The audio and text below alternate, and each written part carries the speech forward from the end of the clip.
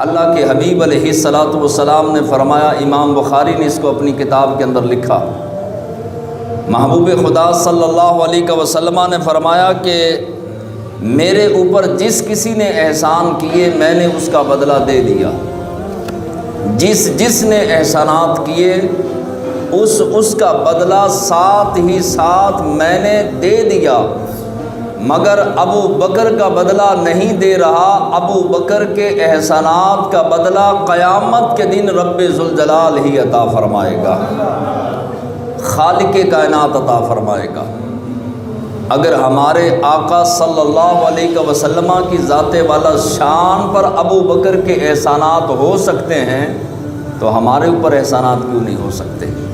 حضور علیہ السلام کی ایک اور حدیث پاک، فرمایا کہ میرے صحابہ نے اسلام کو اس طرح سے پالا ہے جس طرح گھونسلے کے اندر پرندے کو کوئی پالتا ہے، یعنی ایک پرندہ جس نے رکھا، اس پرندے کی پرورش کی، اس کو پالا، جوان کیا، میرے صحابہ نے اسی انداز کے ساتھ اسلام کو پالا ہے۔ اور جب کوئی پال دے، جوان کر دے، اور اس کے بعد جس طرح کہ میرے باپ نے مجھے پالا، آپ کے باپ نے آپ کو پالا، بچہ جوان ہو جائے اور باپ پر بھونکنا شروع کر دے، باپ کے خلاف کھڑا ہو جائے، باپ کے سامنے اکڑ جائے، تو لوگ کہتے ہیں بدبخت ہے، اور بد نصیب کہا جاتا ہے جو اولاد اپنے ماں باپ کے سامنے اکڑ جائے، کیونکہ پالا باپ نے ہے، حقیقی پالنے والا رب ہے، لیکن ظاہری طور پہ سبب باپ بنا، باپ نے ظاہری طور پہ پالا، جوان کیا۔ حضور فرماتے ہیں اسلام کو پالنے والے صحابہ ہیں۔ جب اولاد کو پال لیا، جوان کر لیا باپ نے، تو باپ پر بھونکنے والے کو حلال زادہ نہیں کہا جائے گا، صدیق اکبر پر بھونکنے والے کو بھی حلال زادہ نہیں کہا جائے گا۔ جو بھی حضرت ابوبکر صدیق پر تان کرے گا اس کا اسلام سے اس وجہ سے تعلق نہیں کہ حضرت ابوبکر صدیق رضی اللہ تعالی عنہ آپ کی صحابیت قرآن سے ثابت ہے۔ آپ کی صحابیت کہاں سے ثابت ہے؟ قرآن سے۔ اور یاد رکھیں جو حضور کے وفادار ہیں ہم ان کے وفادار ہیں۔ ہم نے جس کسی کو بھی مانا رسول اللہ صلی اللہ علیہ وسلم کی وجہ سے مانا، اگر اہل بیت کو مانا تو رسول اللہ کی وجہ سے مانا، اگر صحابہ کرام کو مانا تو رسول اللہ کی وجہ سے مانا، اگر ہم نے ازواج رسول کو مانا تو رسول اللہ کی وجہ سے مانا۔ اور ہمیشہ ہر مسلمان کو یہ بات ذہن نشین رہنی چاہیے، جو حضور کا وفادار ہے ہم اس کے وفادار ہیں، جو حضور کا نوکر ہے ہم اس کے نوکر ہیں۔ حضرت ابوبکر صدیق رضی اللہ تعالیٰ عنہ، آپ کا ذاتی نام تھا عبداللہ۔ کیا نام تھا جی؟ عین کے ساتھ عبداللہ۔ حضرت ابوبکر صدیق رضی اللہ تعالیٰ عنہ کا ذاتی نام عبداللہ، اور صفاتی نام بہت سارے ہیں۔ اتقا، اللہ نے قرآن کے اندر صدیق اکبر کا نام فرمایا ہے، ایک نام ہے صفاتی نام اتقا، ایک نام ہے لصاحبہ۔ اسی طرح 5 نام تو میں نے پڑھے ہیں، اس کے علاوہ بہت سارے نام اللہ نے قرآن میں اور حضور نے اپنے فرمان میں ابو بکر صدیق رضی اللہ تعالیٰ عنہ کے صفاتی ناموں کا ذکر فرمایا۔ اور ابو بکر صدیق رضی اللہ تعالیٰ عنہ کی شان کوئی میرے جیسا چھوٹا بندہ کیسے بیان کر سکتا ہے، جن کی ایک نیکی کا نام بلال حبشی ہے۔ صدیق اکبر رضی اللہ تعالیٰ عنہ کی ایک نیکی دیکھنی ہو تو بلال حبشی کو دیکھ لیا جائے۔ بلال حبشی رضی اللہ تعالیٰ عنہ کو خرید کر در مصطفیٰ پر لا کر کے آزاد کرنے والے کا نام ابو بکر صدیق ہے رضی اللہ تعالیٰ عنہ۔ صدیق اکبر رضی اللہ تعالیٰ عنہ کی شان وہ جان سکتا ہے جس کے سینے کے اندر نور مصطفیٰ موجود ہو۔ محبت رسول کا نور جس کے سینے کے اندر موجود ہے وہی صحابہ کی عظمت کو سمجھ سکتا ہے، صحابہ کے مقام کو سمجھ سکتا ہے۔ اچانک ایک بات ذہن میں آئی کہ اگر حضرت ہاجرہ کے قدم لگے صفا مروہ کی پہاڑیوں پہ تو رب کا قرآن فرماتا ہے ان الصفا والمروہ من شعائر اللہ، یہ صفا اور مروہ اللہ کی نشانیوں میں سے ایک نشانی ہے۔ مولا وجہ کیا ہے؟ پہاڑ تو کائنات میں بہت بڑے بڑے بڑے خوبصورت پہاڑ، سرسبز و شاداب پہاڑ تو اور بھی دستیاب ہے، لیکن صفا اور مروہ کو تو نے نشانی کیوں قرار دیا؟ فرمایا اس لیے نشانی قرار دیا کیونکہ انہی پتھروں پر، انہی پہاڑوں پر اور انہی مٹی اور ریت کے ذروں پر ایک نبی کی ماں، ایک نبی کی زوجہ حضرت ہاجرہ دوڑی تھیں، ان کے قدم لگے تھے، یہ پہاڑیاں زیر قدم تھیں حضرت ہاجرہ کے، قدم لگے حضرت ہاجرہ۔ ہاجرہ ولیہ ہیں، نبیہ نہیں۔ پھر جو ہے وہ اللہ خود فرماتا ہے کہ جو جانور حاجی شکرانے کے طور پر ذبح کرتے ہیں وہ بھی اللہ کی نشانیاں، اور ناقۃ اللہ حضرت صالح علیہ السلام کی اونٹنی، اللہ فرماتا ہے یہ اونٹنی تو رب کی اونٹنی ہے۔ اب جو ہے وہ ابراہیم علیہ السلام جس پتھر پہ کھڑے ہو کے کعبے کی تعمیر کرتے ہیں، جیسے جیسے کعبے کی دیوار اوپر ہوتی ہے وہ پتھر خود بخود اونچا ہوتا جاتا ہے، اسی پتھر پر کھڑے ہو کر ابراہیم علیہ السلام نے حضور علیہ السلام کے میلاد کی دعا کی، اللہ نے اس کو مقام ابراہیم بنا دیا، اس کو بھی اپنی نشانی قرار دیا۔ اب اگر حضرت ہاجرہ کے قدم لگیں پتھروں پر تو پتھر اللہ کی نشانی، پہاڑ اللہ کی نشانی، اور وہ جانور جو حاجی شکرانے کے طور پہ حج کے لیے گئے ہوئے ذبح کرتے ہیں وہ بھی اللہ کی نشانی۔ مقام ابراہیم پر پڑا ہوا پتھر جس پہ قدم خلیل اللہ کے لگے تھے وہ بھی اللہ کی نشانی۔ اب بات جو سمجھانا چاہتا ہوں وہ یہ ہے کہ جہاں جہاں قدم لگیں ولیوں کے، نبیوں کے، وہ اللہ کی نشانیاں بنتے جاتے ہیں۔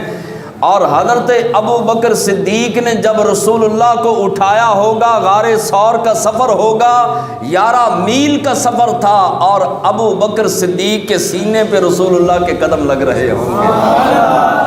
حضور کے قدموں کی برکت سے سینہ ابو بکر کیوں کرنا رسول اللہ صلی اللہ علیہ وسلم کے قدموں کی برکت سے اللہ کی نشانی بنا ہوگا۔ جامع ترمذی،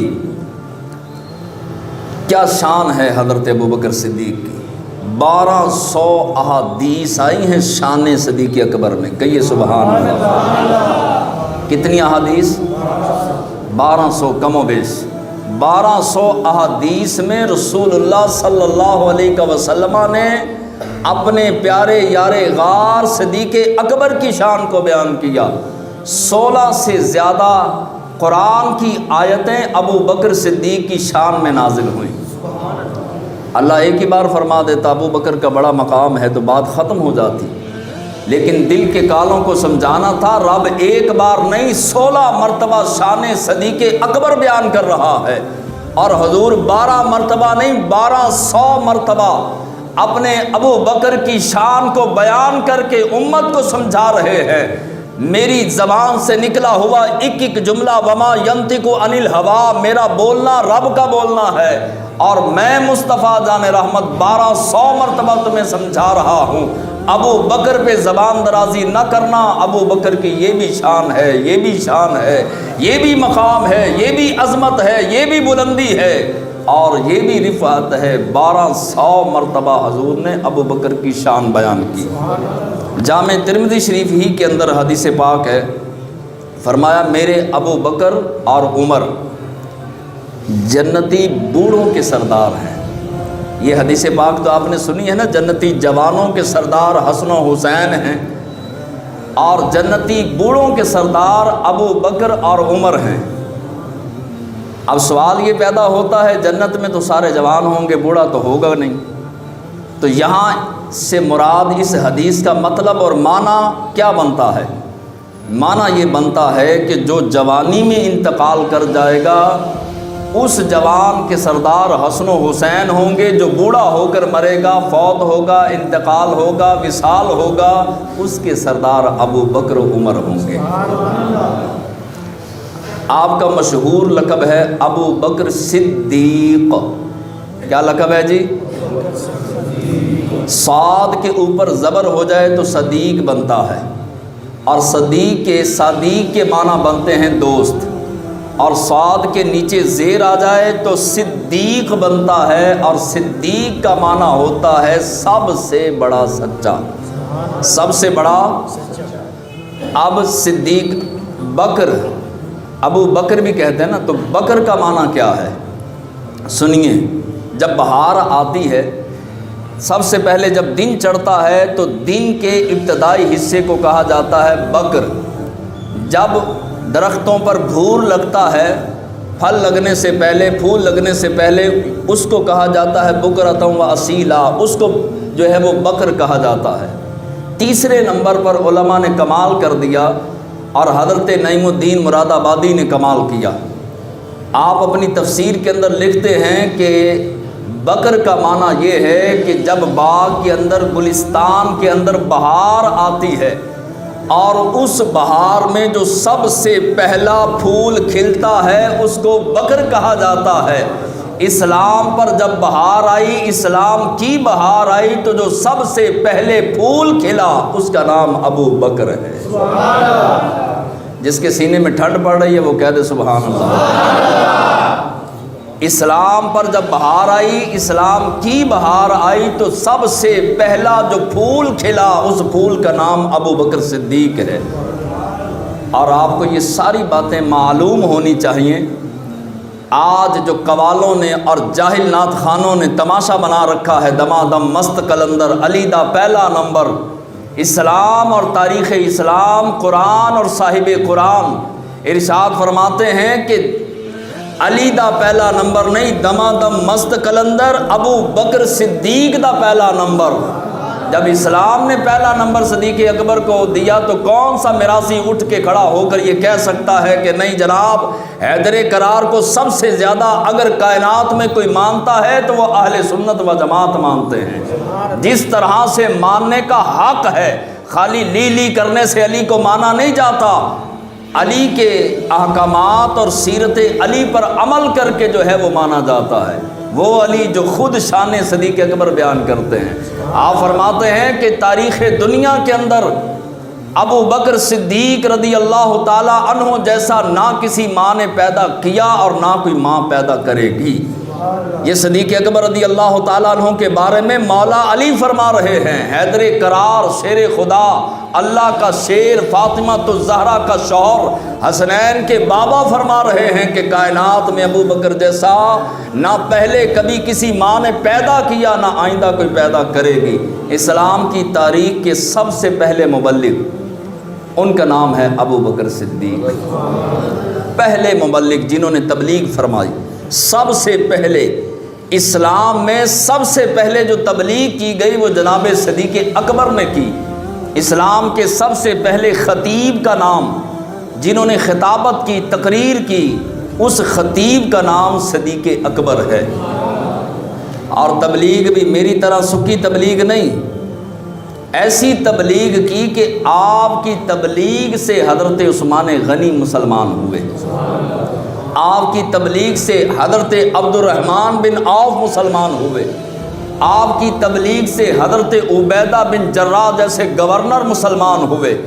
آپ نے بے شمار غلاموں کو لے کے مسلمان کر کے آزاد کر دیا. بہت سارے احسانات ہیں صدیق اکبر کے اسلام پر بھی اور ہم پر بھی. اب جو اپنے محسنوں پر بھونکے تو سمجھ لو کہ وہ مردہ قوم تو ہو سکتی ہے، زندہ قوم نہیں ہو سکتی. حضرت عبد الرحمن یہ سارے جلیل القدر اور عشرہ مبشرہ میں سے ہیں. یہ صحابہ کرام جن کو لے کر کے تبلیغ کر کے، خطاب کر کے، بیان کر کے، کردار سے، گفتار سے، انداز سے صدیق اکبر نے مسلمان کیا. ویسے تو جو مسلمان، جو اسلام قبول کرنے والوں کی ترتیب ہے جو علماء نے بیان کی ہے، وہ عورتوں میں سب سے پہلے جو اسلام قبول کیا حضرت خدیجہ الکبریٰ رضی اللہ تعالی عنہا نے. بچوں میں 10 سال کی عمر میں جو اسلام لائے وہ حیدر کرار مولا علی شیر خدا رضی اللہ تعالی عنہ. غلاموں میں جو سب سے پہلے ایمان لائے وہ حضرت زید بن حارثہ رضی اللہ تعالی عنہ، اور جوان مردوں میں سب سے پہلے جو ایمان لائے ان کا نام صدیق اکبر رضی اللہ تعالیٰ عنہ ہے۔ اچھا، اسلام کے سب سے پہلے خلیفہ بھی حضرت ابوبکر صدیق اور ہم الحمدللہ ماننے والے ہیں۔ آپ بتائیں کہ جب حضرت آپ سے سوال ہے، ایک سوال میں بھی کرتا ہوں، بے شمار لوگ ہم سے سوالات کرتے ہیں، جو ہمیں آتا ہے وہ جواب دے دیتے ہیں، جس سوال کا نہیں پتہ ہوتا کہہ دیتے ہیں جناب نہیں پتہ۔ آپ سے میرا ایک سوال ہے کہ ہم بھی جو ہے وہ رسول اللہ کے غلام ہیں، صدیق اکبر اسلام کے بھی محسن ہیں اور ہمارے بھی محسن۔ جب صدیق اکبر رضی اللہ تعالی عنہ نے کلمہ پڑھا، آپ کی عمر مبارکہ کتنی تھی؟ کون بتائے گا جی؟ صدیق اکبر رضی اللہ تعالی عنہ کی عمر مبارک جب اسلام قبول کیا، مسلمان ہوئے، تو عمر مبارک کتنی تھی؟ اندازہ لگائیں کہ ہمیں کس قدر ضرورت ہے، ہمیں اپنے محسنوں کے بارے میں پتہ نہیں۔ آج کے جوان کو پوچھا جائے کہ فلاں ایکٹر کے بارے بتا تو سب کچھ پتہ ہے، کہاں کا رہنے والا ہے، کتنی عمر ہے، کیا معاملات ہیں، کتنی فلمیں ڈرامے بنائے، سب پتہ ہے۔ لیکن ہماری بدقسمتی یہ ہے کہ ہمیں اسلام کے محسنین کے بارے میں پتہ نہیں۔ آپ کی عمر مبارکہ تھی 37 سال۔ کتنی عمر تھی جی؟ آپ نے جب اسلام قبول کیا صدیق اکبر رضی اللہ تعالی عنہ نے، تو عمر مبارک 37 سال۔ حضور کے پہلے محافظ کا نام ابو بکر صدیق ہے۔ حضور علیہ السلام نے جب اعلان نبوت فرمایا تو حرمین مکہ کے اندر حضور جلوہ فرما تھے، تو مشرکین مکہ نے اچانک حضور علیہ السلام پر حملہ کر دیا اور حضور کو نقصان پہنچانے کے لیے مکے کے سارے مشرک جمع ہو گئے اور حضور کے قریب آنے لگے، تو صدیق اکبر رضی اللہ تعالیٰ عنہ حضور کے سامنے ایسے کھڑے ہو گئے، کہا کسی کافر کی جرأت نہیں کہ ابو بکر کے ہوتے ہوئے میرے آقا کو کوئی تکلیف پہنچائے۔ سینہ تان کر کھڑے ہو گئے۔ اور یاد رکھیں، اسلام کی خاطر سب سے پہلے جو زخمی ہوئے، جنہوں نے اسلام کے لیے زخم کھائے، سب سے پہلے زخمی کا نام ابو بکر صدیق ہے۔ اسلام کی سب سے پہلے جو مسجد بنی، اس مسجد کو بنانے والے، اسلام کی سب سے پہلی مسجد کو بنانے والے کا نام ابو بکر صدیق ہے۔ اسلام میں اسلام کے لیے سب سے پہلے جس نے مال خرچ کیا، پیسہ خرچ کیا، اس کا نام ابو بکر صدیق ہے۔ جیسے ہی اسلام قبول کیا 40,000 درہم تھے آپ کی جیب میں۔ کتنے جی؟ 40,000 درہم، آج کا کروڑوں روپیہ بنتا ہے۔ 40,000 درہم نکال کے در مصطفیٰ پہ پیش کیے، یا رسول اللہ یہ آپ کے لیے اور اسلام کے لیے حاضر ہے۔ اور آپ کو پتہ ہے غزوہ تبوک پر سارا مال اٹھا کے لے آئے تھے۔ علماء نے لکھا ہے، کتابوں میں پڑھا ہے کہ 40,000 درہم اس دن بھی حضرت ابوبکر صدیق لائے تھے۔ 80,000 دینار یا درہم بارگاہ مصطفیٰ میں اسلام کے لیے یہ پیش کیے۔ اس کے علاوہ کئی ہزار اونٹ، کئی ہزار گھوڑے، کئی ہزار، اور اس کے علاوہ جو ہے وہ مال خرچ کیا۔ اور سب سے پہلے جس نے اسلام کے لیے مال خرچ کیا اس کا نام کیا ہے؟ جو ماننے والا وہ تو بولے، حضرت ابو بکر صدیق رضی اللہ تعالیٰ عنہ۔ امت میں سب سے پہلے امام کا نام کیا ہے؟ حضور کے بعد جس نے سب سے پہلے اس امت کی امامت کی، اس امام کا نام ابو بکر صدیق ہے۔ حضور علیہ السلام نے پہلا حج کا قافلہ روانہ کیا، اس قافلے کا امیر اور سردار کون تھا؟ حضرت ابو بکر صدیق۔ حضور کے وصال کے بعد پہلے خلیفہ کا نام کیا ہے؟ صدیق اکبر رضی اللہ تعالیٰ عنہ۔ یہ اولیت بیان کر رہا ہوں، صدیق اکبر پہلے نمبر پر کیسے ہیں؟ آگے سنیے، تحفظ ختم نبوت کے سب سے پہلے اور سب سے بڑے مجاہد کا نام ابو بکر صدیق رضی اللہ تعالیٰ عنہ ہے۔ جب آپ کے دور میں فتنے اٹھے اور ادھر سے کسی نے نبوت کا اعلان کر دیا، ادھر سے عورت نے کر دیا، ادھر سے اسود انسی نے کر دیا، ادھر سے مسلمہ کذاب نے کر دیا، اب چاروں طرف سے فتنے اٹھے صدیق اکبر رضی اللہ تعالیٰ عنہ نے صرف 2.25 سال میں سارے فتنوں کو کچل کے رکھ دیا، اور جتنے بھی ختم نبوت کے غدار تھے ان کو واصل جہنم کر دیا۔ اسلام میں تحفظ ختم نبوت کے پہلے سب سے بڑے مجاہد کا نام ابو بکر صدیق ہے، اور داتا علی حجویری اپنی کتاب میں لکھتے ہیں، آپ فرماتے ہیں اس امت کے پہلے صوفی کا نام صدیق اکبر ہے۔ اس امت کے پہلے صوفی کا نام صدیق اکبر رضی اللہ تعالی عنہ۔ مقدر دیکھیں صدیق اکبر کا، سبحان اللہ۔ آج تو بھونکنے والوں نے اسلام کو پڑھا ہی نہیں، بھونکنے والے قرآن پڑھ لیتے تو ان کو یہ آیت مبارکہ نظر آ جاتی، ثانی اثنین اذ ہما فی الغار اذ یقول لصاحبہ لا تحزن ان اللہ معنا۔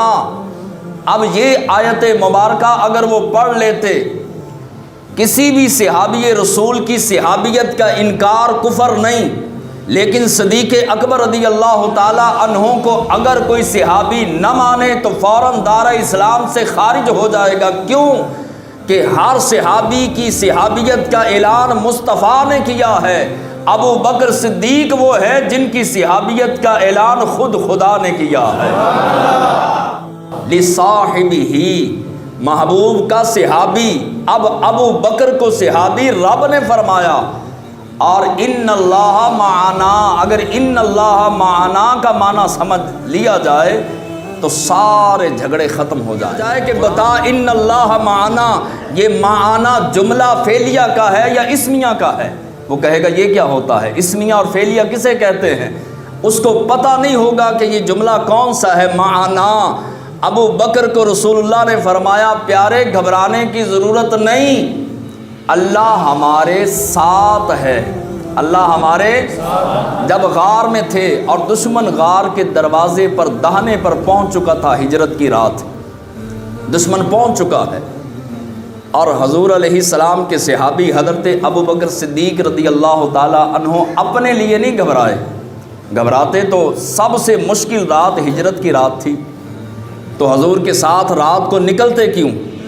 حضور کے لیے جو ہے وہ پریشان ہوئے، گھبرائے کہ دشمن غار کے دروازے پر پہنچ چکا ہے اور غار کے دروازے پر آ چکا ہے، اللہ کی امانت میرے پاس ہے، اگر حضور کو نقصان ہوا تو قیامت تک نہ رب مجھے معاف کرے گا نہ حضور کی امت مجھے معاف کرے گی۔ پریشان ہوئے تو حضور علیہ السلام، رب کا قرآن فرما رہا ہے کہ حضور نے تسلی دی ان اللہ معنا۔ یہ جملہ اسمیہ کا ہے، اسمیہ اس کو کہتے ہیں جس میں ماضی، حال اور مستقبل کا ذکر نہ ہو۔ حضرت ابو بکر صدیق رضی اللہ تعالی عنہ کو رسول اللہ نے فرمایا ابو بکر گھبرانے کی ضرورت نہیں، اللہ ہمارے ساتھ ہے۔ مطلب کیا؟ اس وقت ساتھ ہے، وقت کا ذکر اس لیے نہیں کیا کہ ابو بکر ہمیشہ رب تیرے ساتھ بھی رہے گا، میرے ساتھ بھی رہے گا، قیامت تو آ سکتی ہے، رب کا ساتھ جدا نہیں ہو سکتا۔ جس طرح ہم کہتے ہیں نا محمد الرسول اللہ صلی اللہ علیہ وسلم، محمد اللہ کے رسول ہیں، نہ حال کا ذکر، نہ مستقبل کا، نہ ماضی کا۔ اسی طرح حضور نے فرمایا ان اللہ معنا، اللہ ہمارے ساتھ ہے، خالی غار میں ساتھ نہیں، مزار میں ساتھ نہیں، پیارے جب تلک تو ہے اور میں ہوں اللہ ہمارے ساتھ رہے گا۔ جب تک خالق کائنات خدا کی خدائی رہے گی، ابو بکر کے سر پر صدیقیت کا اور صداقت کا تاج ہمیشہ چمکتا رہے گا۔ اب آگے سنیے، صدیق اکبر رضی اللہ تعالی عنہ، مقدر دیکھیں، رات ہے، عرب کی رات، اور غار ثور ہے۔ جس غار ثور میں، غار ثور کس کس نے دیکھا ہے جی؟ ماشاءاللہ 1 2 3 آپ نے بھی زیارت کی ہے ماشاءاللہ۔ غار ثور جو ہے، جس غار ثور میں آپ جاتے ہیں نا، یہ غار ثور وہ والا غار ثور نہیں ہے جس میں رسول اللہ ٹھہرے تھے اور ٹاکیاں رکھی گئی تھی، اس سے تھوڑا سا آگے، کیونکہ وہاں پر جو ہے وہ نہ حاجی جاتے ہیں نہ عمرے والے جاتے ہیں۔ بہت سارے لوگ وہ پہلے جو آج جہاں پہ لکھا ہے غار ثور اور مصلی اور وہ چٹائی وغیرہ بچھائی ہے تھوڑی سی جگہ، یہ وہ نہیں ہے، اس سے تھوڑا سا آگے جائیں تو جہاں پر صدیق اکبر نے ٹاکیاں اپنا امامہ پھاڑ کے تو سوراخ بند کیے تھے، وہ اس سے تھوڑا سا آگے ہے۔ وہاں کے کسی مقامی بندے سے آپ پوچھیں گے نا کہ وہ والا بتاؤ تو وہ آپ کو تھوڑا سا آگے لے جائے گا، وہاں تھوڑی سی مشقت اور چاہیے۔ دیکھیں صدیق اکبر رضی اللہ تعالیٰ عنہ، رات کا وقت ہے اور بوتل بھی ہاتھ میں نہیں۔ آج کا حاجی جب چڑھتا ہے نا غار ثور کے لیے، پانی کی بوتل ہاتھ میں، راستے میں 10 مرتبہ سانس لیتا ہے، اور کبھی سانس چڑھتا ہے، کبھی بیٹھتا ہے، کبھی اڑتا ہے، کبھی چڑھتا ہے، کبھی آتا ہے، کبھی جاتا ہے، اور سانس پھولتا ہے۔ جوان ہے 30 سال کا، 32 سال کا، 34 سال کا، اس کو بھی سانس چڑھ رہا ہے، پریشان ہے اور اکیلا ہے، تنے تنہا، نہ کوئی بیگ پاس نہ کپڑے پاس۔ صدیق اکبر اکیلے نہیں تھے، کندھوں پہ رسول اللہ تھے۔ اور آپ نے 1-2 میل کا سفر نہیں طے کیا، 11 میل کا سفر طے کیا صدیق اکبر نے رسول اللہ کو کندھوں پر بٹھا کر۔ ایک مرتبہ بھی نہیں کہا کہ یا رسول اللہ تھوڑا جا سا نہ لے لئیے، ایک بار بھی نہیں کہا۔ 11 میل صدیق اکبر چلے، آدھی رات تھی، اور صدیق اکبر رضی اللہ تعالیٰ عنہ اندر گئے۔ جب اندر گئے کہا یا رسول اللہ آپ یہاں غار کے باہر کھڑے ہوئیے، میں اندر جاتا ہوں، صفائی کرتا ہوں۔ یہاں پہ ایک نقطہ اشارے سے سمجھانا ہے، چلو اوپر والے تو میرا اشارہ نہیں سمجھیں گے کیونکہ وہ مجھے دیکھ نہیں رہے، آپ تو سمجھ سکتے ہیں۔ صدیق اکبر گئے اندر، جا کے کی صفائی، رسول اللہ صلی اللہ علیہ وسلم کھڑے رہے باہر۔ یہاں اسلام اور رسول اللہ صلی اللہ علیہ وسلم کی ذات ہمیں کیا سمجھا رہے ہیں کہ اگر کسی نے رسول اللہ کو اندر لانا ہو تو پہلے ابو بکر اندر آتا ہے، پہلے ابو بکر اندر آتا ہے، اندر کی صفائی کرتا ہے، پھر مدینے کا تاجدار تشریف لاتا ہے۔ اندر کے جالے، اندر کا گند آ کر ابو بکر صاف کرتا ہے، پھر مدینے کے تاجدار آ کر 3 دن قیام فرماتے ہیں۔ اور جہاں صدیق اکبر ہی نہ آئے، بتاؤ رسول اللہ تشریف لائیں گے؟ جہاں صدیق اکبر آتے ہیں وہ اندر کی صفائی کرتے ہیں، دل کی صفائی کرتے ہیں، اس کے بعد پھر تاجدار مدینہ جلوہ فرما ہوتے ہیں۔ یہ سمجھا دیا۔ صدیق اکبر رضی اللہ تعالیٰ عنہ نے صفائی کی اور غار کے جتنے بھی منہ تھے سب کو بند کیا، پھر حضور علیہ السلام اندر تشریف لے گئے۔ آپ نے دیکھا ہوگا جس ریل پر آپ قرآن رکھتے ہیں، جس ریل پر قرآن رکھتے ہیں، اگر اس ریل کی توہین کی جائے تو آپ برداشت کریں گے؟ جی کوئی بھی برداشت نہیں کرے گا، کہے گا بھائی اس پہ قرآن رکھا جاتا ہے، قرآن پڑھا جاتا ہے، یہ ریل ہے، تو آپ اس کی توہین کیسے کر سکتے ہیں؟ اس ریل کی توہین نہیں ہو سکتی جس پر قرآن رکھا جائے، تو اس گود کی کیسے توہین ہو سکتی ہے جس میں صاحب قرآن جلوہ فرما ہو؟ جس گود میں صاحب قرآن تھے اس گود کی بھی توہین کرنا اسی طرح غلط ہے، ظلم ہے، زیادتی ہے، حرام ہے، ناجائز ہے، کفر ہے، جس طرح سے قرآن کی توہین کرنا کفر ہے۔ کیا منظر ہوگا چہرہ مصطفیٰ کا، گود صدیق اکبر کی۔ ذرا تخیل میں جائیں نا، غار ثور، آدھی رات، چمکتا حضور کا چہرہ، اور گود ہے صدیق اکبر کی، چہرہ ہے مصطفیٰ جان رحمت کا، اور صدیق اکبر کہہ رہے ہوں گے رخ مصطفیٰ وہ کتاب ہے، محبتوں کا جو نصاب ہے، رہے یہی میرے پیش نظر، اسے رات دن میں پڑھتا رہوں۔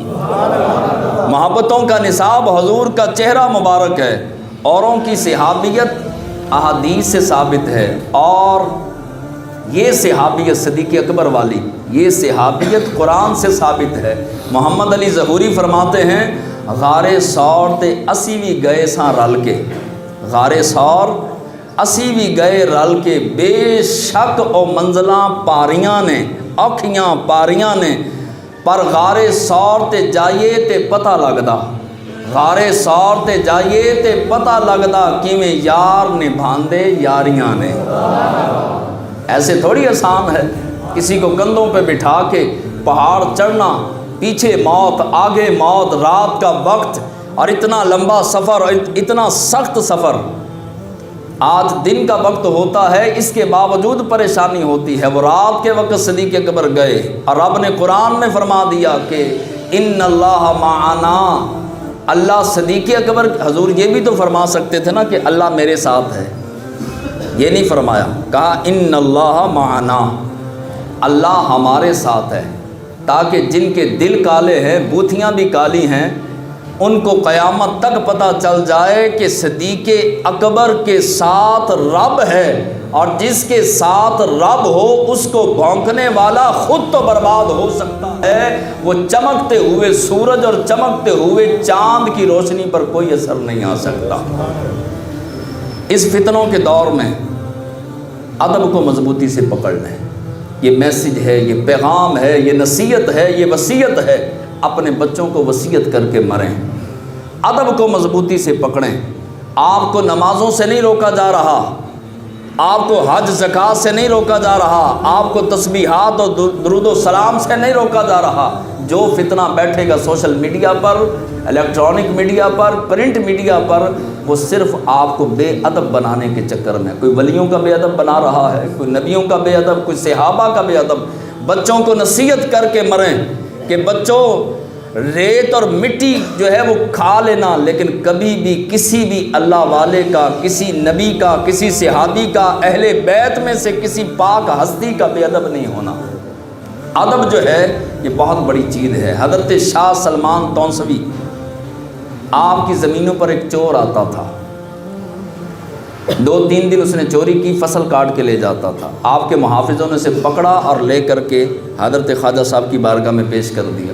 آپ نے فرمایا ہاں بھی تو چوری کرتا ہے؟ اس نے کہا جی، میں نے 3-4 دن فصل کاٹی ہے، چوری کی ہے۔ آپ نے فرمایا تیرا نام کیا ہے؟ اس نے کہا غلام محمد۔ جب کہا نا غلام محمد، حضور کا نام آیا تو حضرت خواجہ کے جسم پر وجد آیا۔ کہا اتنا سونا نام اور چوروں کی فہرست میں کھڑا ہے، جا آج کے بعد یہ زمین بھی تیری ہے، فصل بھی تیری ہے۔ حضور کے نام کا ادب۔ حضرت قمر الدین سیال، کون جانتا ہے جی؟ اللہ کے لاڈلے ولی حضرت قمر الدین سیال اللہ کے ولی ہیں۔ آپ راولپنڈی گئے، ادب پہلا کرینہ ہے محبت کے کرینوں میں۔ ادب اسلام سے نکال دیا جائے تو بچتا ہی کچھ نہیں۔ اپنے بچوں کو، اپنے آپ کو بے ادبی سے ہمیشہ بچانا ہے۔ قمر الدین سیال رحمۃ اللہ تعالی علیہ گئے راولپنڈی، وہاں ایک جامع مسجد میں آپ نے نماز پڑھی تو امام صاحب سے غلطی ہو گئی، کیونکہ پیچھے وقت کا ولی کھڑا ہو تو امام صاحب پر بھی تو روب دبدبہ جلال ہوتا ہے۔ غلطی ہو گئی، ایک فرض چھوٹ گیا۔ اب وہ مسجد کے جو امام صاحب تھے وہ تھے سید زادے، اب انہوں نے سلام پھیر دیا۔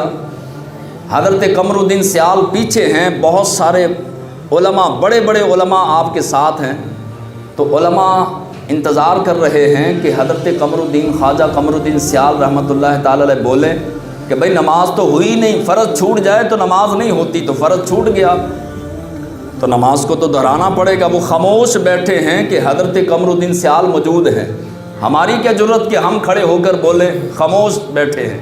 حضرت قمر الدین سیال بھی خاموش بیٹھے ہیں۔ ایک عالم دین جو آپ کے مرید تھے وہ آئے، قریب آ کے کہا حضور امام صاحب سے غلطی ہو گئی، انہوں نے فرض چھوڑ دیا تو نماز کو دہرانے کی ضرورت ہے۔ آپ نے فرمایا ہاں مجھے بھی پتہ ہے کہ غلطی ہوئی اور فرض چھوٹا، نماز دہرانی پڑے گی۔ تو کہا حضور پھر؟ فرمایا کہ تمہیں پتہ ہے کہ یہ امام صاحب سید زادے ہیں، میں لفظ تلاش کر رہا ہوں، لفظ ڈھونڈ رہا ہوں کہ کون سے لفظ کہوں، کون سے لفظ بولوں، کون سے الفاظ ان کو کہوں تاکہ کسی قسم کی بے ادبی کا شائبہ نہ ہو۔ اللہ کا ولی کہہ رہا ہے، امام صاحب سید زادے تھے، ولی نہیں تھے۔ حضرت قمر الدین محدث قرآن بھی تھے، آپ مفسر قرآن بھی، عالم دین بھی، اور آپ پائے کے چوٹی کے اللہ کے ولی حضرت قمر الدین سیال۔ کہا یہ سید زادے ہیں، میں لفظ تلاش کر رہا ہوں۔ تھوڑی دیر گزری، آپ کھڑے ہو گئے، امام آپ فرمایا کہ لفظ مل گئے۔ کیا مل گئے؟ لفظ مل گئے۔ آج تو ایرا غیرہ نتھو خیرہ اٹھ کے علماء کے بارے میں باتیں، اللہ کا ولی بات کرنے سے پہلے امام سے سوچ رہا ہے کہ میں لفظ تلاش کر لوں۔ آج جس کا منہ جو ہے وہ اٹھتا ہے اور وہ اٹھ کے باتیں کرنا شروع ہو جاتا ہے۔ قمر الدین سیال آئے امام صاحب کے پاس، سید زادے امام صاحب تھے، آ کے سب سے پہلے مصافحہ کیا، السلام علیکم۔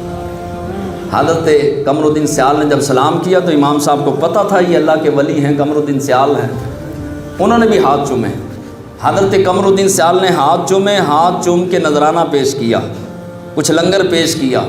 اس کے بعد قدموں پہ ہاتھ رکھا، اس کو بھی چوما اور کہا کہ شاہ جی تساں یہ نماز پڑھائی ہے تے بڑا ہی سواد آیا ہے، بڑا مزہ آیا ہے، یہ تساں نماز پڑھائی ہے، میرا دل پیا کردا ہے یہ نماز دوبارہ نہیں پڑھا دیندے، اسی نماز کو دوبارہ نہیں پڑھا دیتے، میرا دل کر رہا ہے۔ شاہ جی سمجھ گئے کہ کوئی نہ کوئی مسئلہ گڑبڑ ہے، غلطی ہوئی، پھر نماز کو دہرایا گیا۔ یہ ادب ہمارے بزرگوں نے ہمیں سکھایا۔ ایک سید زادہ جو مسجد کا امام ہے، ہمارے اولیاء بزرگوں نے اس کا اتنا ادب کیا، تو داتا علی حجویری کا ادب کتنا ہوگا، غوث اعظم کا ادب کتنا ہوگا، معین الدین چشتی اجمیری کا اور مہر علی کا ادب کتنا ہوگا۔ ادب جو ہے یہ سب سے بنیادی چیز ہے، خود بھی با ادب رہیے، اپنے بچوں کو بھی با ادب رکھیے۔ باخر دعوانا